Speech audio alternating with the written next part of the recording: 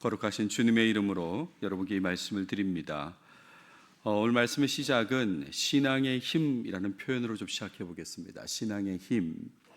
어떤 종교이든지 자신이 믿는 신이 자신과 함께 한다고 생각할 때 신앙의 큰 힘을 발휘하게 되는 것 같습니다.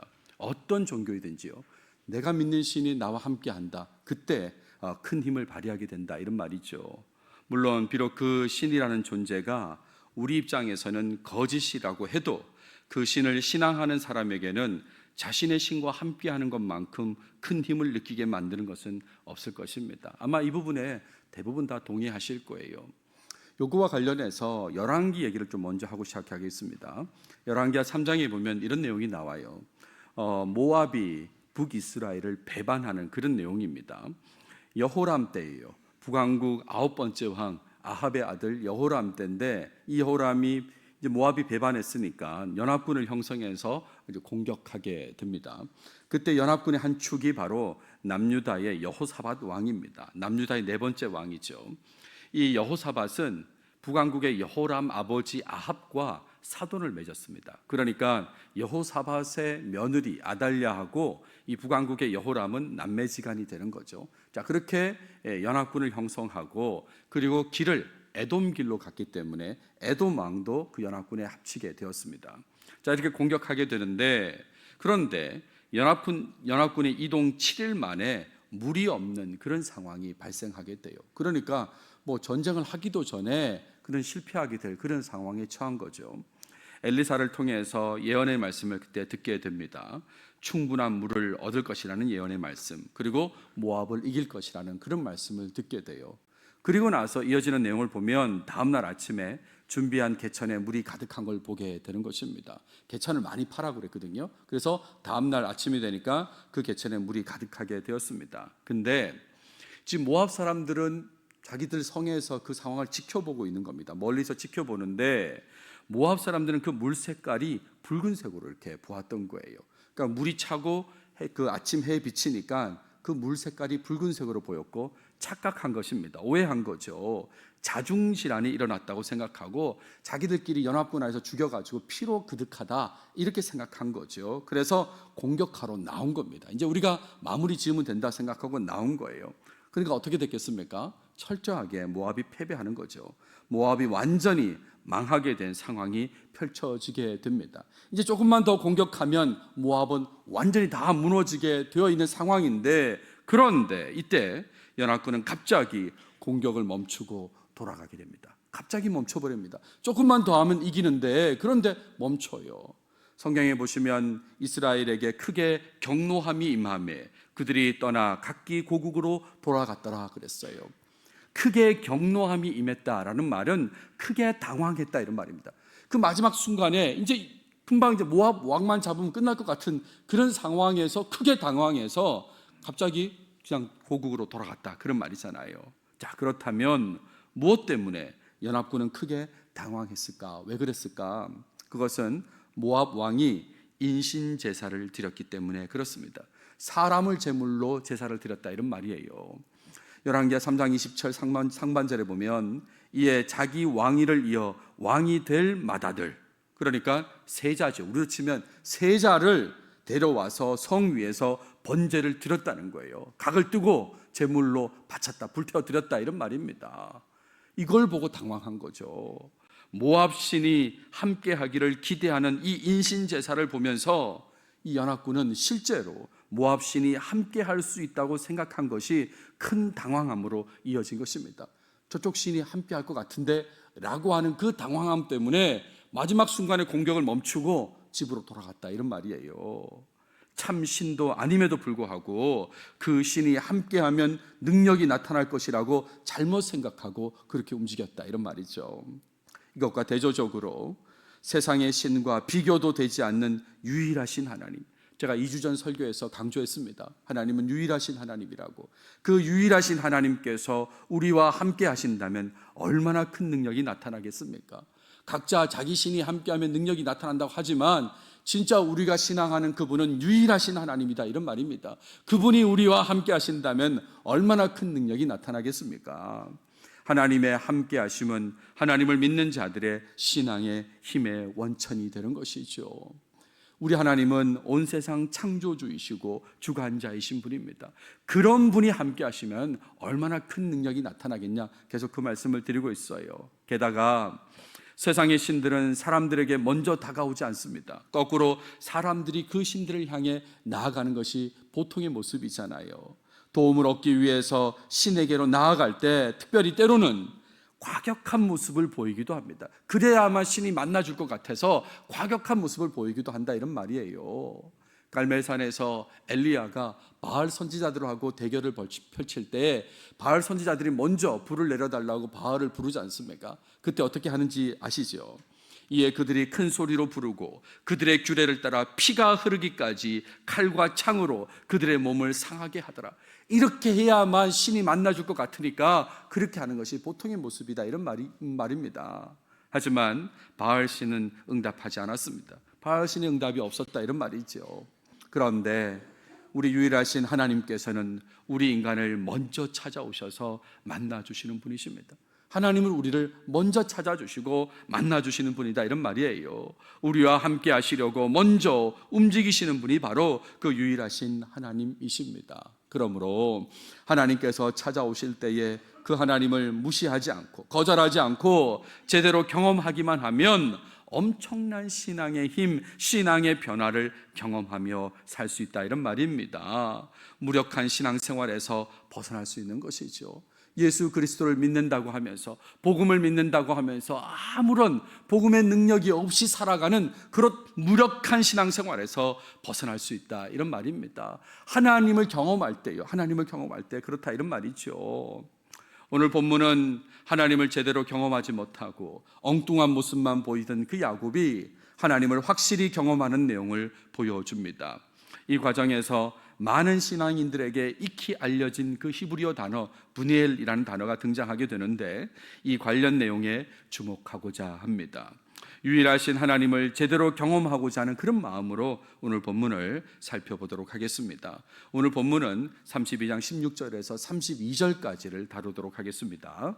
본문을 보시면 오늘 본문은 야곱이 형 에서를 만나기 위해 예물을 준비한 이후의 상황을 보여줍니다. 지난 시간에 우리 예물을 준비하는 것까지 봤지 않습니까? 그 이후의 상황이다라고 하겠습니다. 형 에서의 이동 소식을 들었습니다. 그 후에 하나님께 도움을 구하는 기도도 했습니다. 그리고 형에게 전달할 예물도 준비했지만 야곱은 여전히 인간적인 방법에 매여 있었던 것이에요. 이런 야곱을 불쌍히 여기시고 하나님께서 만나주셨다는 것이 오늘 본문 속에 나오는 내용입니다. 먼저 16절부터 20절을 보시면 종들을 먼저 보내요. 형 에서에게 전달할 예물을 여러 때로 나누고 보내게 되는데 이 예물은 지난 시간에 봤으니까요, 다시 보여드리면 염소, 양, 소, 낙타 이렇게 하면서 550마리를 준비해서 이렇게 보내지 않습니까? 특별히 여러 때로 나누었다는데 몇 때로 나누었을까? 그건 확실치 않습니다만 종류가 있잖아요. 염소, 양, 낙타, 소, 나귀 이런 종류가 있으니까 아마 5대로 나누지 않았을까라고 그렇게 추정해 봅니다. 자, 이런 상황에서 나누어진 각 대는 거리를 두고 가겠습니다. 간격을 두고 양 먼저 가고 그 다음에 좀 뛰었다가 염소 가고 이렇게 이제 그 때를 보냈다, 이런 말이죠. 종들에게 에서를 만나면 전할 말도 알려줍니다. 각 대를 인도하는 모든 종들에게 동일하게 만나면 이렇게 얘기하라고 동일한 메시지를 전해주는데 그 메시지는 에서의 질문을 예상하고 그에 대한 대답들입니다. 이렇게 질문할 텐데 그럼 그런 질문에 대해서 이렇게 대답하라고 그렇게 메시지를 줘요. 이렇게 얘기합니다. 내 형 에서가 너를 만나 묻기를 내가 누구의 사람이며 어디로 가느냐, 내 앞에 것은 누구의 것이냐 하거든 이라고 했어요. 내가 누구의 사람이며, 누구의 사람입니까? 야곱의 사람이요. 어디로 가느냐? 에서에게로 간다. 이런 대답을 하라는 건데 실제로 이런 예상 질문을 해놓고 야곱은 이 부분에 대한 대답을 줘요. 내 앞에 것은 누구의 것이냐에 대한 대답을 이렇게 줍니다. 주의 종 야곱의 것이요 자기 주 에서에게로 보내는 예물이오며 라고 이렇게 대답하라고 알려줘요. 근데 사실은 이 대답을 보면 앞선 질문 전체가 다 포함되어 있는 거죠. 야곱, 에서가 다 명시되어 있기 때문에 그러니까 야곱의 것인데 주 에서에게로 보내는 예물이다, 이렇게 대답하라는 거예요. 그런 다음에 하나 더 얘기하는데 야곱도 우리 뒤에 있나이다를 얘기하라고 말합니다. 내용을 보면 이 부분이 핵심이란 걸 알 수 있어요. 본문에 두 번이나 언급됩니다. 야곱 뒤에 오고 있다고 그 얘기를 하라는 거죠. 야곱의 강조점이 이겁니다. 지금 야곱이 안 보이는데 라고 했을 때 우리 주인은 뒤에 지금 오고 있습니다. 꼭 얘기하라고 그렇게 전하라는 것이죠. 자, 이렇게 때를 나누고 전할 말을 알려준 이유가 뒤에 등장합니다. 그것은 형 에서의 감정을 누그러뜨려서 그래서 형이 자신을 용서하기를 기대했기 때문에 이렇게 이제 얘기를 한 것이죠. 본문에 보시면 이는 야곱이 말하기를 내가 내 앞에 보내는 예물로 형의 감정을 푼 후에 대면하면 형이 혹시 나를 받아주리라 함이었더라 라고 했습니다. 여러분 이 본문을 잘 보십시오. 에서가 이걸 받고 감정을 풀었을까? 혹시 그런 생각이 들지 않습니까? 어떻습니까? 야곱이 준비한 선물을 받은 에서는 감정의 변화를 보일까 안 보일까요? 제가 여러분의 이해를 좀 돕기 위해서 요즘 현실적으로 한번 계산을 해보겠습니다. 요즘 소 한 마리가 한 500만 원 정도 한다고 합니다. 뭐 소값 폭락 뭐 이런 얘기를 하긴 하지만 평균 500만 원 정도의 소값입니다. 근데 지금 이 야곱이 보낸 소가 몇 마리냐면 50마리입니다. 그러니까 총 얼마입니까? 2억 5천만 원어치의 소를 보냈다 이런 말입니다. 또 양은 한 100만 원 정도 한다고 그래요. 뭐 좀 차이가 있을 수 있겠지만 220마리를 보내지 않습니까? 그러니까 양값만 해도 2억 2천만 원어치 양을 보냈다 이런 말입니다. 그리고 염소는 한 150만 원 정도 한다는데 여기도 220마리를 보냈잖아요. 그러니까 3억 3천만 원 정도의 염소를 보낸 것입니다. 다 합치면 얼마입니까? 8억 원인데 8억 원. 엄청나죠, 그죠? 엄청난 선물을 가져간 것입니다. 근데 이걸로 끝나지 않죠. 또 뭐가 있습니까? 낙타 30마리, 낙이 30마리가 있습니다. 여러분 이 낙타나 낙이는 우리 요즘 같은 의미로 생각하면 자동차를 이렇게 보낸 것입니다. 차를 이만큼 보냈다 이런 말이에요. 엄청나잖아요. 여러분 내가 에서라면 감정이 풀릴까요? 어떻습니까? 8억 원어치의 동물들에다가 차 몇십 대 하고 이렇게 오면 감정이 풀릴까요? 안 풀릴까요? 풀리는 사람도 있고 안 풀리는 사람도 있는데 안 풀리는 사람 도대체 얼마를 원하시는 겁니까? 도대체 제 생각에는 풀릴 만도 하지요. 이런 거를 야곱이 생각한 거죠. 야곱은 자기가 살려고 인간적인 방법으로 최선을 다하는 모습을 여기서도 보여주는 거죠. 이렇게 하면 형이 좋아하지 않을까? 이 정도로 선물 공세를 하면 형이 좋아하고 감정을 누그러뜨리지 않을까? 이렇게 생각했다 이런 말입니다. 21절에서 23절은 가족들도 먼저 보냅니다. 종들을 보내고 하룻밤을 먼저 보내는데 모든 아내와 자식들을 소유와 함께 갑자기 또 이동시켜 버려요. 매우 급하게 야복 나루를 건너게 합니다. 그러니까 종들을 낮에 보냈어요. 그리고 이제 식구들은 하룻밤을 자는데 근데 갑자기 밤에 급하게 야복 나루를 건너게 했다 이런 말이에요. 본문에 보시면 밤에 일어나 두 아내와 두 여종과 11 아들을 인도하여 야복 나루를 건널세 그들을 인도하여 시내를 건너가게 하며 그의 소유도 건너가게 하고 라고 했어요. 불안해하면서 계속 인간적인 방법을 사용하는 그 모습을 지금 보이고 있습니다.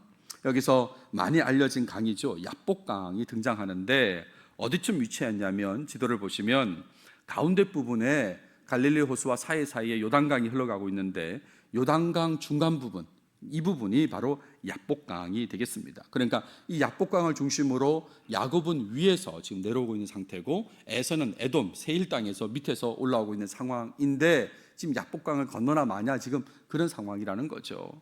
실제로 야복강은 이렇게 생겼습니다. 그러니까 이 지도상 이 그림상에서는 오른쪽이 북쪽이 됩니다. 그러니까 이 아래쪽이 동쪽에서 그래서 이제 이렇게 물이 그 위쪽으로 위가 서쪽이죠. 요단강이 위쪽에 있는 겁니다. 그렇게 물이 쭉 흘러가는 게 지금 야복강의 모습이 되고 이런 모습도 야복강의 모습입니다. 이거를 가족들 먼저 밤에 건너가겠다 이런 얘기죠. 자, 그런 다음에 24절부터 31절까지는 야곱과 하나님과의 관계 속에서 이야기가 길게 이어집니다. 일단 가족들을 다 보내고 야곱은 홀로 남아 있습니다. 홀로요. 근데 어떤 사람이 등장하고 야곱은 그와 밤새도록 씨름을 했다라고 그렇게 되어 있어요. 여러분 이 씨름을 설마 이런 씨름으로 생각하지는 않으시겠죠, 그죠? 뭐 안다리 걸기, 호미 걸기 이런 거 생각하지 마십시오. 또 이거를 뭐 영어 성경을 보시는 분은 레슬링처럼 이렇게 생각하기도 하는데 뭐 그렇다기보다는 이것은 몸싸움을 했다는 그 몸싸움의 모습은 어떤 모습인지 모르지만 이 두 사람이 몸싸움을 하는 그런 상황이 펼쳐졌다 이런 말이죠. 밤새도록이요. 야곱 입장에서 처음에는 누구인지 몰랐겠죠. 밤이니까 몰랐습니다. 그리고 자신을 공격하는 사람인 줄 알고 싸움을 했을지도 모르겠습니다. 근데 내용을 보면 이후에는 축복을 요청하는 모습이 되는 거예요. 아마 경험을 하고 있는 겁니다. 이 사람이 보통 사람이 아니란 걸 알고 그러면서 축복을 요청하는 모습이 되죠. 우리는 이미 잘 알고 있습니다. 이 어떤 사람이 누구입니까? 하나님을 대리하는 존재란 거 잘 알고 있잖아요. 하나님을 대리하는 존재입니다. 다르게 얘기하면 하나님과 동일시되는 존재입니다. 그가 어떤 사람인데 그 어떤 사람이 지금 야곱하고 씨름하게 되었다 그런 얘기죠. 하나님을 대리하는 존재가 야곱의 허벅지 관절을 공격했다 그랬습니다. 허벅지 관절이라고 하는 거 예전에는 환도뼈라고 그렇게 번역을 했었는데 엉덩이뼈라고 생각하시면 되겠습니다. 본문에 보시면 자기가 야곱을 이기지 못함을 보고 그가 야곱의 허벅지 관절을 치매 야곱의 허벅지 관절이 그 사람과 씨름할 때에 어긋났더라. 이 야복강가에서의 상황 이야기는 많은 신앙인들이 잘 알고 있습니다. 그런데 조금 더 구체적으로 이렇게 세밀하게 보시면 좋겠어요. 그러니까 오해하지 않았으면 좋겠다 그 얘기를 하려고 하는데 일단 자기가 야곱을 이기지 못함을 보고 라는 표현이 나오죠. 여러분 지금 이 하나님을 대리하는 존재가 어떤 존재라고 그랬습니까? 하나님과 동일시 된다고 그랬잖아요. 근데 하나님과 동일시 되는 존재가 어떻게 야곱을 못 이깁니까? 근데 표현이 자기가 야곱을 이기지 못함을 보고 이렇게 나와 있죠. 그런데다가 이어지는 내용을 보세요. 야곱의 허벅지 관절을 쳤다고 그랬지 않습니까? 이거 자체가 이긴다는 얘기 아닙니까?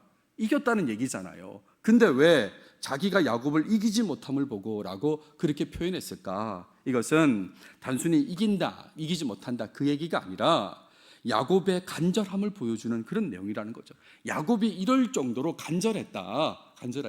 그걸 표현하는 말이 이 표현이고 지금 야곱의 그 허벅지 관절을 쳤다라고 지금 그 얘기로 이어지는 것이죠. 그런 다음에 하나님을 대리하는 존재가 야곱에게 이렇게 얘기합니다. 날이 새려하니 나로 가게 하라 그랬습니다. 왜 이런 표현을 했는지 정확한 이유를 알 수는 없습니다. 한국적 상황에서 이걸 자꾸 귀신하고 연결시키려고 날이 새려고 하니까 가려고 한다 이렇게 연결하는 사람들이 있는데 그렇게 생각하시면 안 됩니다. 정확한 이유는 제가 모른다고 그랬고 이것은 초자연적인 존재라는 것을 드러내는 표현이다. 이 표현이 정확하게 무엇을 말하는지는 모르지만 무슨 이유인지는 모르지만 초자연적인 존재임을 하나님과 동일시되는 존재임을 드러내는 표현이다. 그렇게 이해하셔야 되는 거죠. 그랬을 때 야곱이 얘기합니다. 당신이 내게 축복하지 아니하면 가게 하지 아니하겠나이다 라고 했어요. 정말 이 불안함을 느끼는 야곱의 간절함을 이 문장에서 느낄 수 있는 거죠. 나 좀 제발 축복해달라고 그렇게 얘기하고 있다 이런 말입니다. 그랬을 때에 하나님을 대리하는 존재, 하나님과 동일시되는 그 존재가 묻습니다. 내 이름이 무엇이냐? 이것도 오해하지 마십시오. 지금 하나님과 동일시되는 존재가 이름을 모를 리가 없지 않습니까? 이름을 모른다면 하나님과 동일시 될 수가 없겠죠. 근데 그 동일시되는 그 존재, 하나님을 대리하는 존재가 어떻게 이름을 묻냐고요. 묻는 이유가 뭘까 했을 때 그것은 야곱 스스로 어떤 존재인지 밝히게 하기 위해서 이 질문을 하는 것입니다. 이름 자체를 몰라서가 아니라 그 대답을 통해서 야곱이 스스로 나는 이런 존재입니다라고 밝히길 원해서 이렇게 질문한 거죠. 야곱이 뭐라고 대답할까요? 야곱이니이다 라고 그렇게 대답했습니다. 우리가 지금 창세기를 한참 보고 있습니다. 벌써 50번째 보고 있다고 말씀을 드렸는데 이삭 이야기할 때 야곱의 이름의 뜻이 나왔지 않습니까? 야곱은 무슨 뜻입니까? 발꿈치를 잡는 자, 누군가의 발꿈치를 잡는 자. 그래서 에서가 그렇게 얘기했습니다. 속이는 자 아니냐고, 속이는 자. 근데 지금 야곱이 이 하나님을 대리하는 존재의 질문을 받고 대답하는 거예요. 나는 속이는 자입니다. 나는 발꿈치를 잡은 자입니다. 나는 그런 존재입니다. 라고 이제 밝히게 되는 거죠. 그렇게 그런 대답을 듣기 위해서 지금 이 질문을 한 거고 야곱은 대답을 했습니다. 그랬을 때에 하나님을 대리하는 존재가 야곱의 이름을 이스라엘로 바꿔줍니다. 여러분 이스라엘 이름 다 알지 않습니까? 이스라엘 민족의 이름입니다. 그리고 하나님과 관련된 이름입니다. 이 이름으로 이름을 바꿔준다 이런 말이죠. 본문에 보시면 내 이름을 다시는 야곱이라 부를 것이 아니요 이스라엘이라 부를 것이니 이는 내가 하나님과 및 사람들과 겨루어 이겼음이니라 라고 했습니다. 이 부분도 마찬가지입니다. 자꾸 사람들은 이겼다, 이기지 않았다 이 부분에 자꾸 생각을 하는데 별 그 부분에 좀 초점을 안 맞추시면 좋겠어요. 그렇잖아요. 야곱이 어떻게 하나님을 이깁니까? 사람이 어떻게 하나님을 이깁니까? 그러니까 이 내용은 무슨 내용이냐면 하나님을 만난 일을 떠올리게 하는 이름이다 이런 말이에요.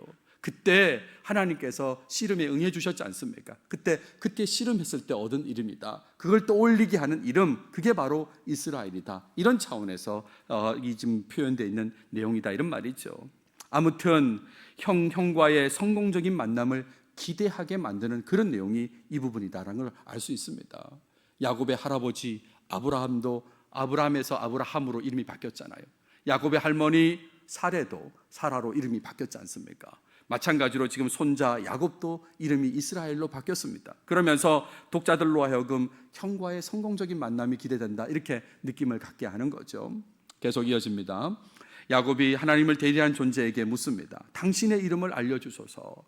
왜 이 질문을 하냐면 하나님으로 확신하고자 하는 마음 때문에 그래요. 정말 하나님 같은데? 라고 확신이 드는 거죠. 그래서 이름을 알려주세요 라고 했는데 이렇게 대답합니다. 어찌하여 내 이름을 묻느냐? 대답해 주지 않으세요. 왜 그럴까요? 하나님의 이름이 남용되지 않도록 그렇게 하신 것이죠. 여러분 10계명 중에 세 번째 계명 아시죠? 망령되 일컫지 말라고 하는 그것 때문에 하나님께서 지금 이렇게 말씀을 하셨다라고 생각하시면 좋겠습니다. 자, 그런 다음에 하나님을 대리하는 존재가 야곱을 축복합니다. 이후에 그는 등장하지 않아요. 사라졌다 이런 말입니다. 그리고 야곱은 그곳 이름을 브니엘이라고 그렇게 말했습니다. 성경 본문을 보시면 야곱이 그곳 이름을 브니엘이라 하였으니 그가 이르기를 내가 하나님과 대면하여 보았으나 내 생명이 보존되었다 함이더라 라고 했어요. 야곱은 그가 만난 존재가 하나님이라는 것을 확신하게 된 것입니다. 내가 하나님을 만났구나. 그래서 그곳 이름을 브니엘이라고 그렇게 했다 이런 말이죠. 브니엘을 좀 더 설명해 보겠습니다. 브니엘, 히브리어로 이렇게 표현되어 있는데 두 글자가 합쳐진 단어입니다. 두 글자가요. 오른쪽에 있는 프니라고 하는 것은 원래 그 확장된 단어는 파님이란 단어입니다. 파님, 얼굴이란 뜻이에요. 얼굴이란 뜻이요. 왼쪽에 있는 이 단어 엘이라고 하는 이 단어는 확장된 단어는 엘로힘이라는 단어입니다. 하나님이란 뜻이죠. 그러니까 이 브니엘이라고 하는 게 어떤 뜻인지 아시겠죠? 하나님의 얼굴이라는 뜻이에요. 하나님의 얼굴. 하나님의 얼굴이 어떻다는 건가? 이 말은 하나님의 임재 앞이라는 거, 하나님의 존전이란 그런 의미로 사용된 것이죠. 야곱이 하나님을 경험했다고 확신했기 때문에 하나님의 얼굴, 하나님의 임재라는 그런 의미로 그 지역 이름을 만들었다 이런 말입니다. 그러면서 얘기하죠. 내가 하나님과 대면하여 보았으나, 내가 하나님을 보았다고, 대면했다고 그렇게 얘기합니다. 그런데 내 생명이 보존되었다고, 은혜를 입었다고 그렇게 얘기를 하죠. 자, 그런데 다음에 마지막으로 야곱이 브니엘을 떠나서 이동하게 됩니다. 엉덩이 뼈를 다친 상태로 이동한다 이런 말이죠. 본문에 보시면 그가 브니엘을 지날 때에 해가 돋았고 그랬어요. 해가 돋았다는 것은 시간적 흐름인 걸 다 아실 것이에요. 그렇죠? 밤새 씨름하다가 지금 낮이 이제 해가 돋았구나 알 수 있지만 또 하나는 밝은 미래를 상징하는 표현이기도 합니다. 이제 에서를 만날 텐데 이제 좋은 상황이 펼쳐지겠구나라는 의미도 있죠. 거기다가 그의 허벅다리로 말미암아 절었다 그랬어요. 절었다. 이 얘기를 왜 할까요? 독자들은 다 알고 있는데 근데 왜 이 얘기를 그의 허벅다리로 말미암아 절었다는 얘기를 왜 할까? 이것은 하나님을 경험한 것이 실제라는 거예요. 실제. 꿈에서 본 것이 아니라 실제로 지금 현상이 나타나고 있을 정도로 하나님을 제대로 경험했다는 것을 알려주는 표현이 바로 이 표현인 것입니다. 결국 야곱은 브니엘을 떠나서 형에게로 지금 나아가고 있는 거죠. 32절은 마무리 구절인데요. 지금까지의 내용과 연결된 이스라엘의 관습을 소개하고 있습니다. 그 사람이 야곱의 허벅지 관절에 있는 둔부의 힘줄을 쳤으므로 이스라엘 사람들이 지금까지, 그러니까 이 내용이 기록될 때까지요, 허벅지 관절에 있는 둔부의 힘줄을 먹지 않았다 그랬습니다. 이 허벅지 관절에 있는 둔부의 힘줄이라고 하는 것은 동물의 것을 말하는 것입니다. 동물의 것을 먹지 않았다라고 하면서 오늘 본문이 마무리돼요. 오늘 본문은 야곱이 형 에서를 만나기 전 여전히 인간적인 방법에 매여 있다가 하나님을 경험하는 것을 보여주는 그런 내용입니다. 그 경험을 통해서 야곱은 분이엘을 떠나 형 에서에게로 나아가게 되었습니다. 변화되었다 이런 말이죠. 용기를, 힘을 얻게 되었다 이런 말입니다. 불안해하며 종들을 먼저 보내고 가족들까지 앞서 보냈던 그 야곱이 하나님을 만난 후에 변화된 모습을 보인 것입니다. 여기서 주목하고자 하는 것은 불안해하는 야곱이 어떻게 변화되었는가 하는 그 부분이에요. 야곱 스스로 깨닫고 변화된 것은 아니란 걸 여러분 다 아실 것입니다.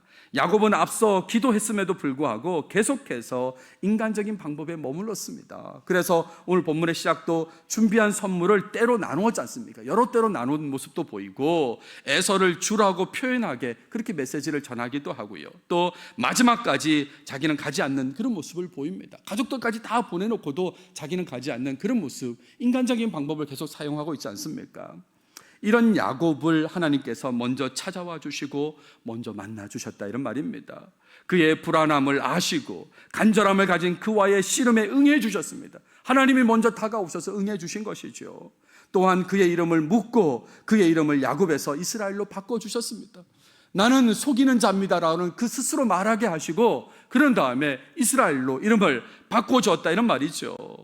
이것을 경험한 후에 야곱은 인간적인 방법에 매이지 않고 드디어 움직이게 되었다 이런 말이에요. 먼저 다가오신 하나님의 얼굴, 그 하나님의 임재를 경험한 야곱은 그곳에 하나님과 관련된 이름을 붙였습니다. 오래전 20여 년 전에 꿈에서 하나님을 만났을 때에 그곳을 베델이라고, 베이트엘, 하나님의 집이라고 그렇게 한 적이 있는데 이제 다시 하나님을 경험하고 나서 분이엘이라고, 하나님의 얼굴, 하나님의 임재라고 그곳을 이름했다 이런 말입니다. 특별히 이번에는 부인할 수 없는 몸에 흔적이 남는 그런 경험을 했지 않습니까? 그래서 하나님의 임재, 내가 하나님을 대면했다고, 하나님의 얼굴을 봤다고 그렇게 얘기했다 이런 말이죠. 그래서 오늘 적용점으로 말씀드리고 싶은 것은 하나님의 얼굴, 하나님의 임재를 여러분 삶 속에서 확실히 자주 경험하며 살아야 된다는 그 말씀을 드리고자 합니다. 특히 삶 속에 어려움이 있고 불안과 근심 속에 살아가고 있다면 더욱 하나님의 얼굴, 하나님의 임재를 기대해야 하는 것이에요. 하나님의 임재를 경험할 때에 제대로 힘있게 살아갈 수 있는 것입니다. 어려움 앞에서 하나님께 기도한다고 해도 하나님의 임재를 경험하지 못하면 야곱처럼 인간적인 방법에 매일 수밖에 없다는 것을 기억하십시오. 그렇게 되면 계속 힘든 마음으로 하루하루를 살아가게 되는 것입니다. 신앙을 가졌다고 하면서 기도한다고 하면서도 매일매일 힘든 삶을 살아가게 되어 있다 이런 말이에요. 이런 모습이 지난 시간 말씀드린 부조화의 모습인 거죠. 제가 지난주에 말씀드렸잖아요. 이게 바로 부조화의 모습이라고. 기도하는데 자꾸 우울해요. 기도하는데도 자꾸 짜증이 나요. 이런 모습이 나타난다 이런 말입니다. 그러므로 야곱의 변화된 모습처럼 바뀐 삶을 살고 싶으시다면 하나님의 얼굴, 하나님의 임재를 경험해야 되는 것입니다. 감사한 것은 야곱의 경우처럼 우리 하나님께서는 우리 인간을 먼저 찾아오셔서 만나주신다는 거예요. 얼마나 감사합니까? 하나님 우리도 먼저 찾아주시고 만나주신다는 거예요. 이 하나님을 환영하고 영접하며 하나님의 함께하심을 경험해야 된다는 말씀을 거듭거듭 드립니다. 그러면 우리 삶이 변화될 것입니다. 정말 힘있게 능력있게 변화될 것이다 이런 말이죠. 이사야 선지자는 이렇게 말했습니다. 오직 여호와를 앙망하는 자는 새 힘을 얻으리니 독수리가 날개치며 올라감 같을 것이요 다른 박질하여도 곤비하지 아니하겠고 걸어가도 피곤하지 아니하리로다. 여기서 앙망한다, 소망한다는 것은 그냥 단순히 바라본다는 뜻이 아닙니다. 찾아오셔서 만나주시는 하나님을 경험하는 것을 말하는 겁니다. 하나님 경험하고 싶습니다 라고 소망할 때에 하나님을 경험하는 걸 말하는 거죠. 그럼 어떻게 됩니까? 독수리가 날개치며 올라감 같이 힘을 얻게 되는 것입니다. 피곤하지 않고 곤비하지 않는 그런 모습이 된다 이런 말이에요. 여러분 이 생각을 해보세요. 형 에서를 만났을 때 만나게 될 텐데요. 만났을 때 형에게 야곱이 해야 할 가장 크고 우선적인 일은 무엇일까요? 형을 만나게 된다면 에서가 형한테 가장 먼저 우선적으로 해야 될 일은 무엇일까? 그것은 진심으로 용서를 구하는 거잖아요. 진심으로 용서를 구하는 겁니다. 그 일을 위해서 자기가 제일 먼저 앞서가야 되지 않겠습니까? 제일 먼저 앞에 가가지고 형 정말 미안합니다, 죄송합니다라고 그렇게 해야 되는 것이죠. 근데 야곱은 그러지 못했죠. 목숨은 하나님께 달려있다는 것과 하나님의 약속, 고향으로 돌려보내준다는 그 약속을 믿고서 그렇게 담대히 했어야 되는데 야곱은 그러지 못했습니다. 하나님을 경험하지 못하니까 형에게 가는 것조차 못했다 이런 말이에요. 형에게 제일 먼저 가서 미안하다고 사과를 해야 되는 일이 필요한데, 근데 하나님을 경험하지 못하니까 기도하면서도 가는 것조차도 못하고 있는 모습이 야곱의 모습이었던 거죠. 압살롬에게 쫓기는 다윗을 한번 생각해 보세요. 제사장들이 자기를 따라왔을 때에, 다윗을 따라왔을 때 돌려보내면서 다윗이 이렇게 말합니다. 만일 내가 여호와 앞에서 은혜를 입으면 도로 나를 인도하사 내게 그 궤와 그 계신 데를 보이시리라. 그러나 그가 이와 같이 말씀하시기를 내가 너를 기뻐하지 아니한다 하시면 종이 여기 있사오니 선히 여기시는 대로 내게 행하시옵소서. 무슨 말입니까? 지금 도망가고 있지만 하나님께서 내게 은혜 베푸시면 회복시켜 주실 거라고. 근데 하나님께서 기뻐하지 않는다라고 하시면 그냥 하나님 막 하시는 대로 그냥 따라갈 거라고 그렇게 얘기하는 거지 않습니까? 어떻게 이렇게 얘기할 수 있습니까? 지금까지 경험한 하나님으로 인해서 이렇게 담대히 말할 수 있는 거예요. 하나님을 계속 경험하니까 다윗은 이렇게 말할 수 있었다 이런 말입니다. 여러분, 지난 삶을 돌이켜보면서 믿음 없이 인간적인 방법으로 살아온 모습이 있다면 나에게도 하나님을 경험할 기회를 주시기를 간구하시길 바랍니다. 하나님을 만나길 원한다고 간구하고 또 간구해야 되는 것이에요. 삶의 여러 환경 속에서 여러 가지 방법으로 하나님께서 찾아오실 것입니다. 이 방법이다 저 방법이다 딱 정해진 방법이 아니라 삶의 여러 모양 속에서 여러 가지 방법으로 하나님께서 찾아오실 거다 이런 말이죠. 그러니까 그런 하나님의 얼굴, 하나님의 임재를 꼭 경험하시는 여러분들이 다 되시길 바랍니다. 그래서 이전과 달리 변화된 모습, 능력 있는 모습으로 신앙생활을 하시길 바라요. 그래서 우리 올해 선교를 강조하고 있는데 선교에 적극적으로 반응하면 좋겠습니다. 성령의 임재를 가지고 그리고 선교를 위해서 다시 뛰자고 지금 그렇게 강조하고 있는데 하나님을 경험할 때에 그게 가능한 것이거든요. 그러니까 모두가 하나님을 경험하시고 선교에 적극적으로 반응하면 좋겠습니다. 또 예배하는 것을 기뻐하시면 좋겠습니다. 예배하는 걸 기뻐하고 또 예배하는 걸 기뻐하고 그런 모습이 나타나고 기도 시간을 귀하게 여기시면 좋겠어요. 이게 다 하나님을 경험할 때 가능한 것입니다. 하나님을 경험하면 하나님의 임재를 경험할 때 예배가 너무 기뻐요. 기도 시간이 찬송과 가사처럼 너무 내게 제일 귀한 시간으로 그렇게 여겨진다 이런 말이죠. 성경을 사랑해서 읽고 묵상하고 공부하고 실천하려고 그렇게 하면 좋겠습니다. 이것도 역시 하나님의 임재를 경험할 때에 가능하다 이런 말이죠. 여러분 잘 생각해 보십시오. 이런 모습 없이 교회 일 제대로 할 수 있을까요? 교회 일인데 이런 모습 없이 어떻게 교회 일이 가능하겠습니까? 결국 하나님의 임재를 경험해야 그럴 때 교회 일을 잘할 수 있다 그 얘기를 하고 있는 것입니다. 우리가 신앙하는 하나님께서는 우리의 상황을 가만히 보고만 계시는 분이 아니십니다. 우리 인간이 죄로 인해 구원 가능성이 없을 때 친히 이 땅에 인간의 몸으로 먼저 오신 분이지 않습니까? 나 같은 죄인을 만나주시려고 기꺼이 먼저 다가오신 분이라는 걸 꼭 기억하십시오. 그리고 지금도 이곳에 찾아오십니다. 예배하는 이 순간 이 상황에서도 하나님은 우리를 먼저 찾아오신다고요. 계속해서 두들기고 계신 거죠. 내가 들어가도 되겠냐고, 나를 만나주겠냐고 그렇게 두들기신다 이런 말입니다. 예수님께서도 이 땅에 계실 때에 많은 사람들을 먼저 찾아가셨어요. 여러분 삭개오 기억나시죠? 삭개오야 속히 내려오라. 예수님 보고 싶어서 나무에 올라갔는데 예수님께서 친히 그 삭개오를 먼저 찾아주셨습니다. 내려오라고. 내가 너희 집에 가야 되겠다 그렇게 말씀하시잖아요. 요한복음 4장에 보면 사마리아에 있는 수가라는 동네에 이르시니 유대 남자인 예수님이 일부러 사마리아 땅을 가십니다. 그 여인을 만나기 위해서 먼저 만나주시려고 가셨다 이런 말입니다. 마태복음 4장에 말씀하시되 나를 따라오라 내가 너희를 사람을 낚는 어부가 되게 하리라. 베드로와 안드레를 향한 말씀입니다. 그 형제를 부르시려고 예수님께서 먼저 다가가셨다 이런 말이에요. 마태는 어떻습니까? 마태라 하는 사람이 세관에 앉아 있는 것을 보시고 이르시되 나를 따르라. 예수님이 먼저 다가가셔가지고 나를 따르라고 먼저 다가오시거든요. 먼저 찾아주시니까 그런 주님을 만나야 된다, 이런 말입니다. 경험해야 된다고요. 제가 지난 한 주 동안에 오늘 아침까지 계속해서 반복해서 듣는 찬양이 한 곡 있습니다. 한 곡에 꽂히니까 계속해서 듣게 돼요. 새벽 예배를 걸어올 때는 아예 그 곡을 계속 들으면 한 3번, 4번 정도 반복하면 지금 교회에 도착하게 되거든요. 그 낮 시간에도 계속 듣게 되고 계속 듣는 찬양이 있어요. 그게 뭐냐면 아름다운 나라라는 찬양인데, 그가 우리를 향해 걸으신다. 자랑스러운 백성들아 새 옷을 입고 기뻐하라.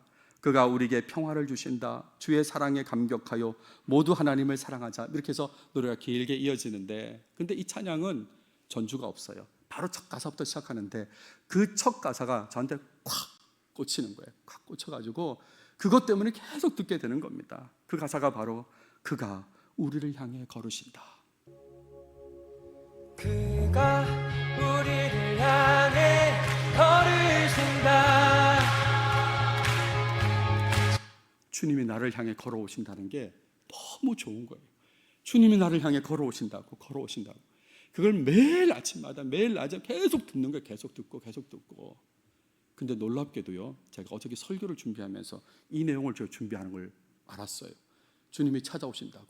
내가 일주일 내내 그 찬양을 들었는데 하나님께서 이렇게 말씀을 전하게 하시는구나. 주님 우리 향해 걸어오십니다.